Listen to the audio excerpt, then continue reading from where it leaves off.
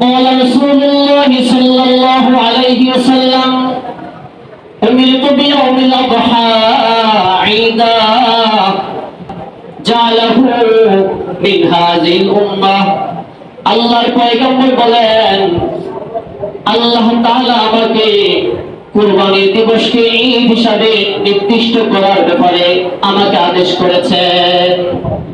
কুরবানি দিবসকে ঈদ হিসাবে নির্ধারণ করতে আমাকে আদেশ করা হয়েছে।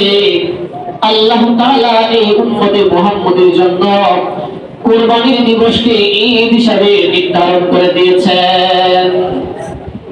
কুরবানি দিবসকে আল্লাহ তাআলা আমাদের জন্য ঈদ হিসাবে নির্ধারণ করে দিয়েছেন।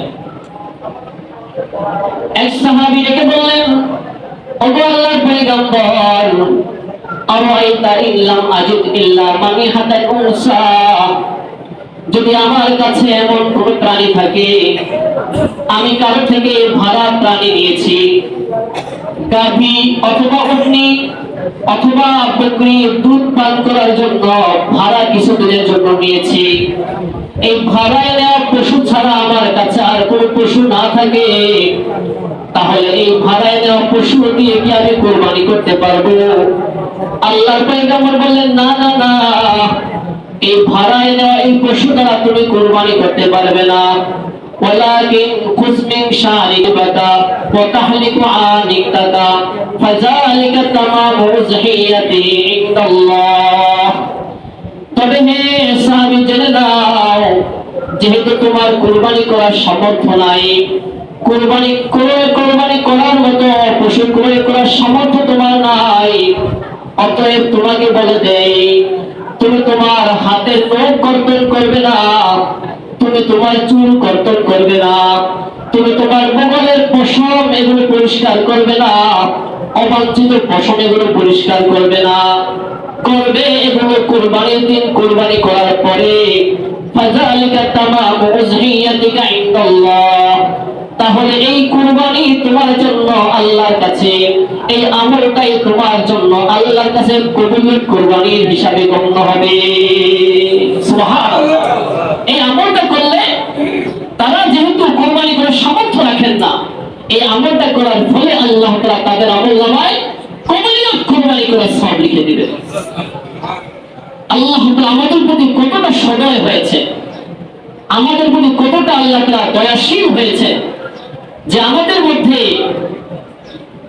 এক শ্রেণীর মানুষ আছেন যারা গরিব, অসহায়, দরিদ্র, দিন এনে দিন খান, দিন মজুর, কুরবানি করার মতো অর্থ তাদের কাছে নাই, কুরবানি করার মতো সামর্থ্য তাদের নাই। তো তারা কি কুরবানির মতো এই ফজিলতপূর্ণ ইবাদত থেকে, এর সওয়াব থেকে তারা মাহরুম হবে? আল্লাহ তাদেরকেও মাহরুম করেননি। তো তাদেরকেও আল্লাহ বলে দিয়েছেন, তারা যদি এই আমলগুলো করে, অর্থাৎ জিলহজ মাসের চাঁদ ওঠার আগে চুল কাটার থাকলে কেটে নেবে, নখ ছোট করার প্রয়োজন হলে করে নেবে, এভাবে শারীরিকভাবে পরিষ্কার পরিচ্ছন্ন হয়ে নেবে। জিলহজ মাসে যখন চাঁদ উঠে যাবে, এরপর থেকে আর এগুলো তারা হাত দেবে না, এগুলো পরিষ্কার করবে না। একবারে 10 জিলহজ কুরবানি করার পরে এগুলোকে তারা পরিষ্কার করবে। তাহলে আল্লাহ তাআলা তাদের আমলনামায় কবুলিয়ত কুরবানির সওয়াব লিখে দিবেন। আমরা আমলটা করতে রাজি আছি তো ইনশাআল্লাহ? সবাই রাজি আছি ইনশাআল্লাহ? আল্লাহ তাআলা সবাইকে তৌফিক দান করে, সবাই বলি আমিন। তাহলে এক নাম্বার আমল পেলাম, জিলহজ মাসের প্রথম দশকে আমরা কি করব? জিলহজ মাসের চাঁদ ওঠার আগেই আমরা আমাদের শারীরিকভাবে পরিষ্কার পরিচ্ছন্ন হয়ে যাব। এরপরে 10 তারিখের আগে আর আমরা এগুলোতে হাত লাগাবো না, এগুলো পরিষ্কার করব না। কুরবানি করার পরে এরপরে পরিষ্কার করব। আল্লাহ তাআলা আমাদের সবাইকে আমলটা করার তৌফিক দান করেন, সবাই বলি আমিন। 2 নম্বর আমল, জিলহজ মাসের চাঁদ ওঠার পর 1 তারিখ থেকে 9 তারিখ পর্যন্ত সম্ভব হলে রোজা রাখা, সম্ভব হলে রোজা রাখা। কারণ জিলহজ মাসের 1 তারিখ থেকে 9 তারিখ এই সময়গুলোর মধ্যে রোজা রাখার অনেক ফজিলতের কথা হাদিসে বর্ণিত হয়েছে। রাসূল কারীম সাল্লাল্লাহু আলাইহি ওয়াসাল্লাম এক হাদিসে বলেছেন, عن أبي هريرة رضي الله تعالى عنه قال قال رسول الله صلى الله عليه وسلم ما من أيام আহাব্বু ইলাল্লাহি আন ইউতাআব্বাদা লাহু ফিহা মিন আশরিল হাজ্জা। আল্লাহর পয়গম্বর বলেন, দিন সমূহের মধ্যে এমন কোন দিন নাই যে দিনের আমল আল্লাহর কাছে জিলহজ মাসের প্রথম 10 দিনের আমল থেকে অধিক প্রিয় হতে পারে।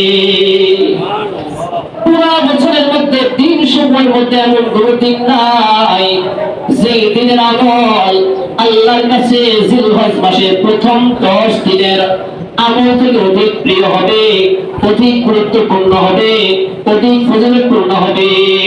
আল্লাহর পয়গম্বর বলেন, ইয়া দিলুস সিয়ামা কুল্লি ইয়ামিন বিসিয়ামি সানা। আল্লাহর পয়গম্বর বলেন, জিলহজ মাসের প্রথম দশকের প্রতিদিনের রোজা যে ব্যক্তি প্রতিদিন রোজা রাখবে, এক একটা রোজা 1 বছর রোজা রাখার সমপরিমাণ সওয়াব পাওয়া যায়।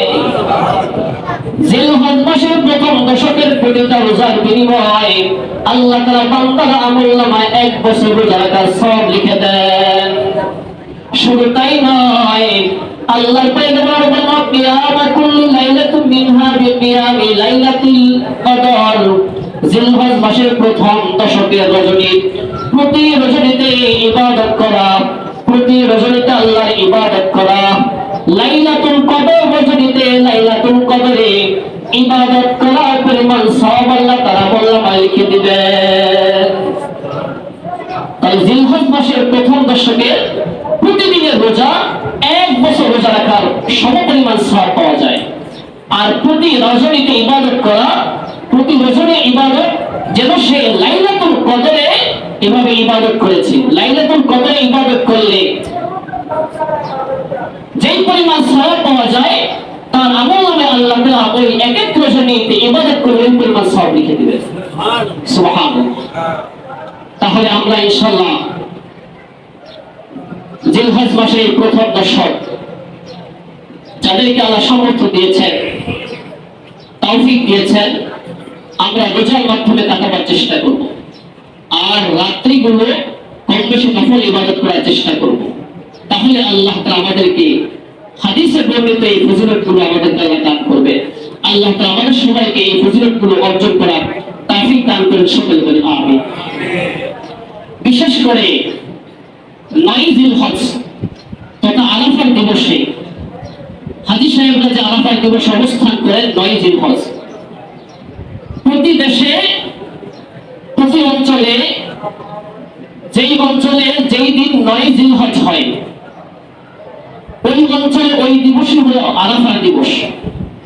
আর ওই আরাফার দিবস তথা 9 জিলহজের বিশেষ করে রোজা রাখার ফজিলতের কথা আর বেশি বর্ণিত হয়েছে। রাসূল কারীম সাল্লাল্লাহু আলাইহি ওয়াসাল্লাম আরাফার দিবসে রোজা রাখার ফজিলত এর কথা বর্ণনা করতে গিয়ে বলেছেন, রাসূল কারীম সাল্লাল্লাহু আলাইহি ওয়াসাল্লাম বলেন যে সিয়ামু ইয়াউমি আরাফা আহতাসিবু আলাল্লাহি আন ইউকাফিরা সানাতাল্লাতী ক্বাবলা ওয়াস-সানাতাল্লাতী বা'দা, আও কামা ক্বালা আলাইহিস সালাতু ওয়াসসালাম। রাসূল কারীম সাল্লাল্লাহু আলাইহি ওয়াসাল্লাম বলেন, যে ব্যক্তি আরাফার দিবসে রোজা রাখবে, অর্থাৎ 9 জিলহজে দিবসে রোজা রাখবে, আল্লাহ তাআলা এর কাছে আমি আশাবাদী ওই রোজাদার বান্দা আরাফার দিবসে 9 জিলহজে রোজা রাখার কারণে আল্লাহ তাআলা তার পিছের 1 বছরের এবং সামনের 1 বছরের গুনাহ মাফ করে দিবেন।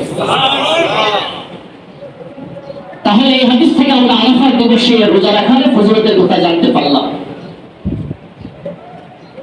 কমপক্ষে আমরা আরাফার দিবসের যদি অন্য দিনে রোজা নাও রাখতে পারি, কমপক্ষে আরাফার দিবসে রোজা রাখার চেষ্টা করব।